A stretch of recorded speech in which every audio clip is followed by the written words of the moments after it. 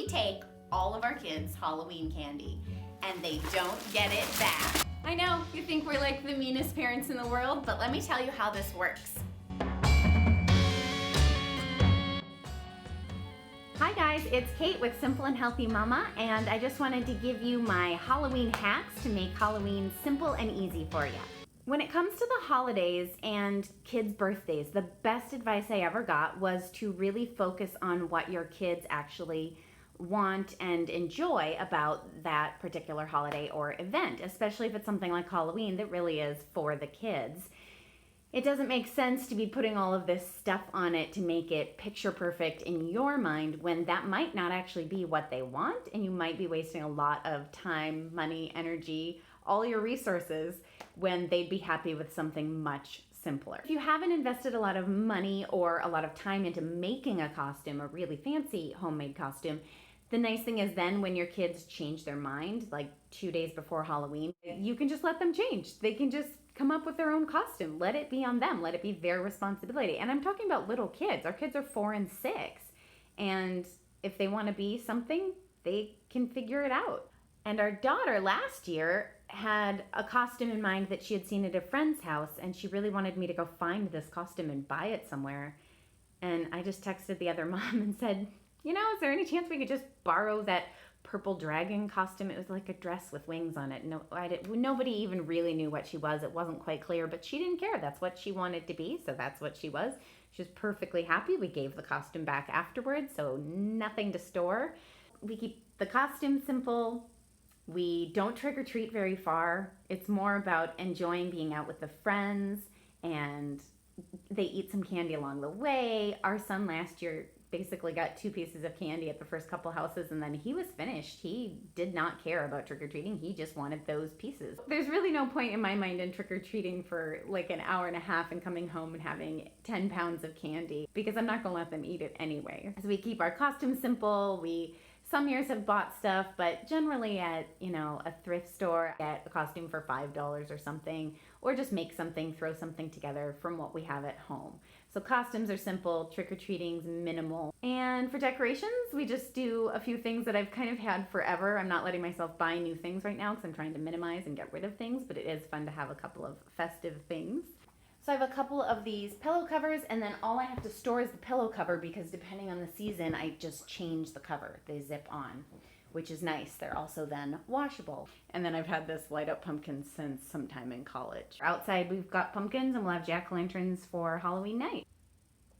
So let's talk about candy. Candy, and I understand why they love it so much. I really do. I have a sweet tooth as well, and very little self-control. Have you seen that Jimmy Kimmel prank that he does every year around Halloween, where he has parents tell their kids, hey kid, I ate all your Halloween candy. And the kids burst into tears and totally freak out, but the parents didn't actually eat the Halloween candy? We actually do that, only we don't give our kids their candy back. And we managed to do this without tears. It's no big deal, it's expected. So part of my reasoning with my kids is that they know I'm not going to let them eat it all anyway, so I think that helps them not be quite so upset.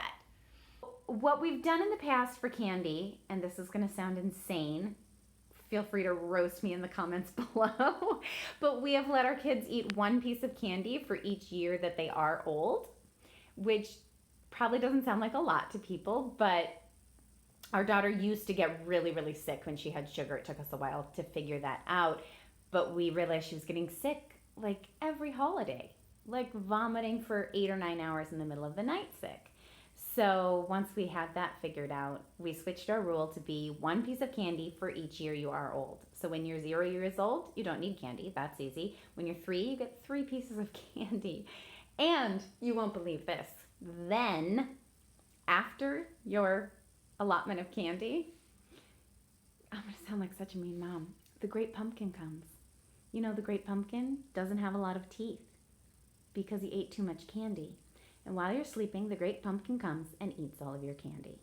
the great pumpkin will come and the candy is gone. And the nice thing is then it's one night, it's one assault on the system and the teeth, and then we're not eating Halloween candy until Christmas. So we've done this every year. Our kids are 4 and 6 years old and we've had no problems with it. I imagine that in upcoming years we will have problems with it.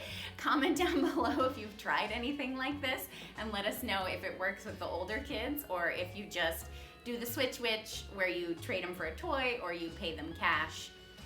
The last thing I do for Halloween is I make sure I put out my Teal Pumpkin. This is from the craft store, so it's one I use every year. I don't get a pumpkin and paint it teal.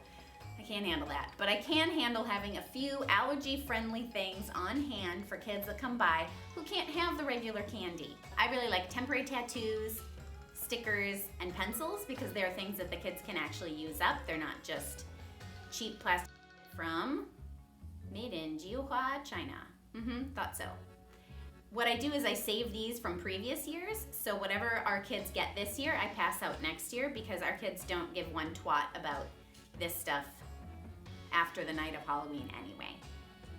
With that, I hope that you have a very safe and happy Halloween. It is going to be cold here in Minnesota. We're discussing at the bus stop this morning how we're going to layer our kids up for trick-or-treating. But it is what it is, and they will have a great time no matter what. Don't forget to hit the like button and subscribe before you go. Oh my God, this smells so good. I'm gonna eat all of this right now.